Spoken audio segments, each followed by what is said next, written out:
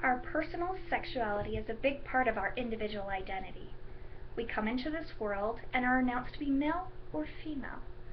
Our bodies were made for the amazing purpose of creation. With this wonderful power, we were also designed to enjoy the act of procreation. This brings sexual interest and information into an eternity perspective. It is important that you teach your children about sexuality. This is an area where children need accurate and morally correct information. The subject of sexuality is discussed so openly in today's world that your children cannot avoid hearing about it.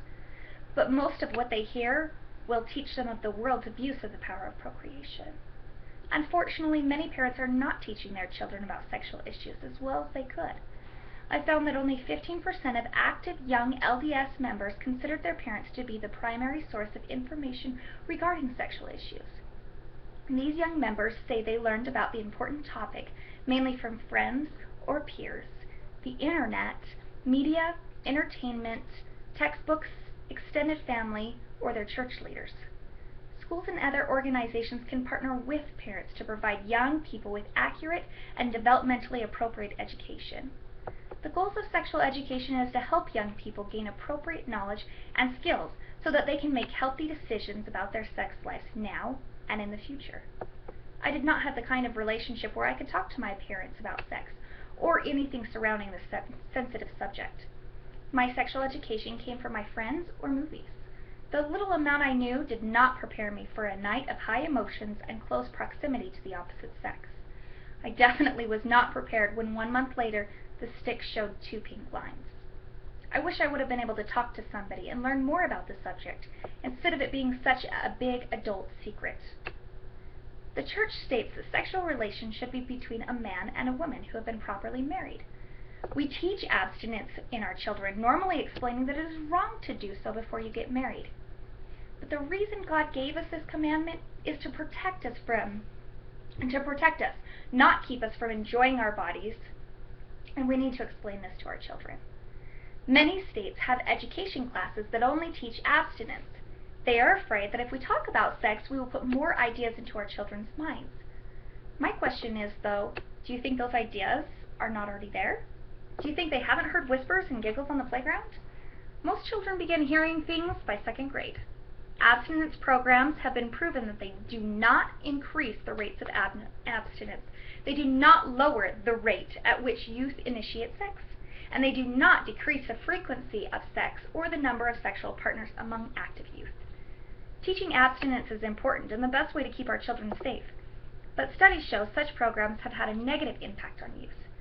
Abstinence-only programs strictly exclude discussion of other important sexual topics, especially those concerning birth control and safe sex. These programs often provide inaccurate and misleading information about the effectiveness of condoms, contraception, and safer sex. We can still encourage abstinence while properly educating our children. In the U.S., more than 750,000 girls ages 15 to 19 become pregnant every year. Teens who receive education about sex are 50% less likely to become pregnant than those who receive abstinence-only education. Virginity pledges have become a popular course for education programs. Unfortunately, studies show that pledgers are just as likely as non-pledgers to have STDs and less likely to use birth control or condoms if they do become sexually active. Girls ages 15 to 19 have the highest rate of gonorrhea and the 2nd highest rate of chlamydia of any age group. Young males also get STDs, but their infections are often undiagnosed and unreported because they are less likely to have symptoms or seek medical care. Young people ages 15 to 25 contract 19 million STDs annually. 2 young people contract HIV every hour. Sexual activity has consequences. Youth need to know that being active without protection can be life-altering. The U.S. has the highest teen birth rate in the world. Effective sexual education has been shown to help delay sexual activity, reduce sexual frequency in young adults, and increase the use of condoms and contraceptives. Talk to school teachers, and they will tell you that students as young as middle school are engaging in sexual activity. We would all agree that parents should be the ones to teach education, but most of them either don't communicate at all or don't give full details. The majority of parents feel that they need support and professional expertise to lead the way. Schools, as well as faith groups and community-based organizations, all have a role to play. Sexual education is a layered education process. The purpose is to support youth and their families with appropriate information to help them make good choices. I believe that we should begin to properly educate our children by 5th grade, beginning with anatomy and appropriate information. My opinion is that it should be taught by a licensed educator. I also think that once a month, boys and girls should be separated and given appropriate information about sexuality.